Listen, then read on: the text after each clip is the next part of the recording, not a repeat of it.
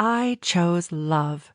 How to Thrive After a Life-Threatening Illness Using Love to Guide You by Sandi Gold. Narrated by Esther Thibault. This book is dedicated to my mother, Margaret. Acknowledgements. I could not have possibly had the success in healing if it had not been for my mother, who is responsible for my never-say-die spirit, something that we both share. The threat of losing a child is one of the worst things any parent can experience. My mother fought with all the strength she had, sometimes alongside me and sometimes against, after her fears hijacked and overwhelmed her. I will always deeply love and appreciate her in a way that only a daughter can love her mother. I also want to acknowledge my brother and sister for being who they are, because if it weren't for them, I wouldn't be the person I am today. Forward with Dr. Bernie Siegel. I am convinced that unconditional love is the most powerful known stimulant of the immune system. The truth is, love heals.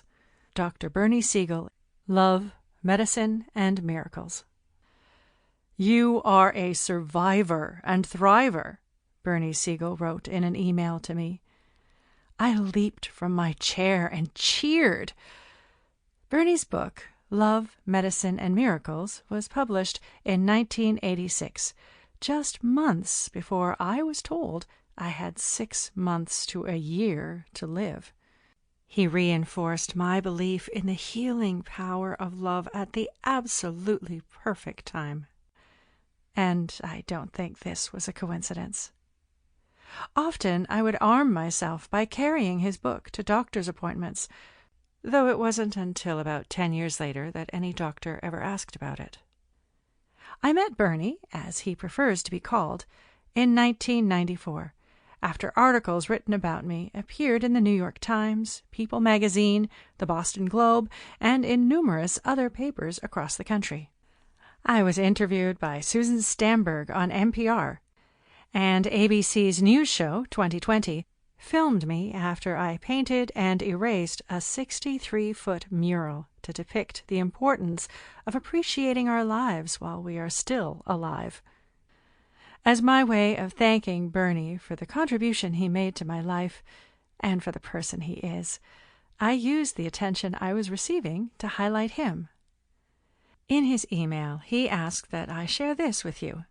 Remember, most of all, if you recover when it was unexpected by your doctor, you did not have a spontaneous remission. You had a self-induced healing due to the transformation, like a caterpillar breaking out of his cocoon and becoming a butterfly. He also sent me the following examples on the power of love to heal. First, a study of Harvard undergraduates revealed that those who felt unloved by their parents were 98% more likely to have a serious illness by the time they reached middle age, versus 24% of those who believed that their parents loved them. Second, a woman named Evie was diagnosed with an advanced form of ALS and told she had about 6 months to live. Because she had polio as a child, she also had withered limbs. She went home and sat naked in her wheelchair in front of her mirror.